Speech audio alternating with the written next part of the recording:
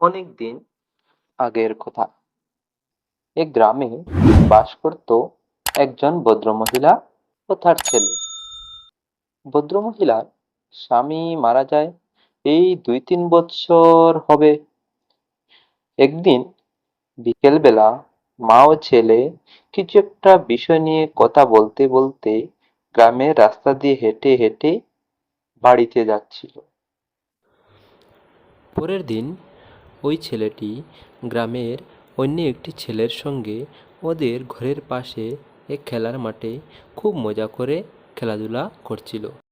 ওইদিকে ওর মা খুবই যত্ন করে ওর জন্য রান্নাবান্না করছিল। খেলাধুলা করতে করতে ছেলেটি অন্য ছেলেটিকে বলে, চল, আমরা দুজন পাগলা কুকুর তাড়া করছে বলে চিৎকার করে সবার সঙ্গে মজা করি।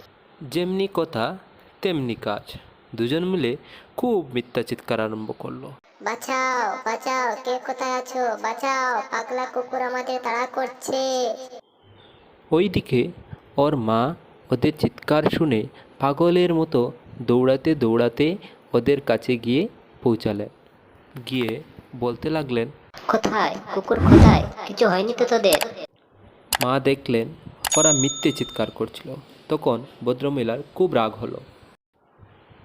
পরের দিন আবার দুজনে একইভাবে আগের দিনের মতন মজা করে খেলাধুলা ও লাফালাফি করছিল। ওর মাও আগের দিনের মতন ওর জন্য যত্ন সহকারে রান্নাবান্না করছিলেন।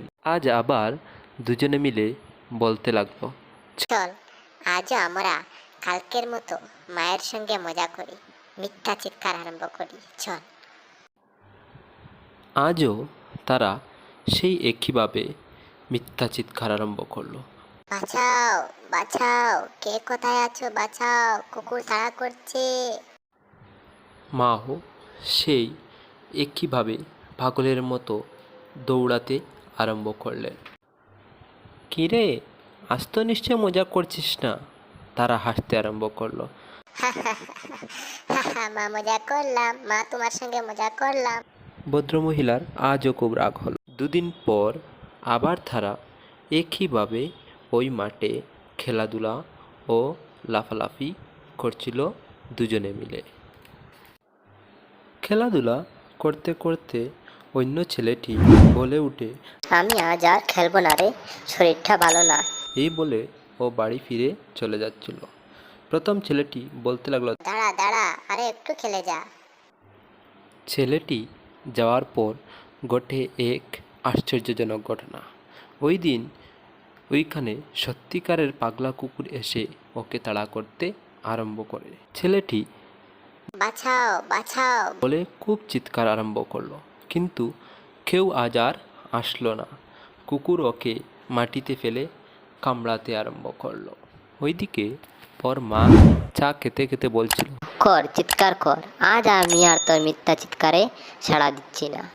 অনেক বেলা হয়ে যাচ্ছে, ছেলেটা আসছে না কেন?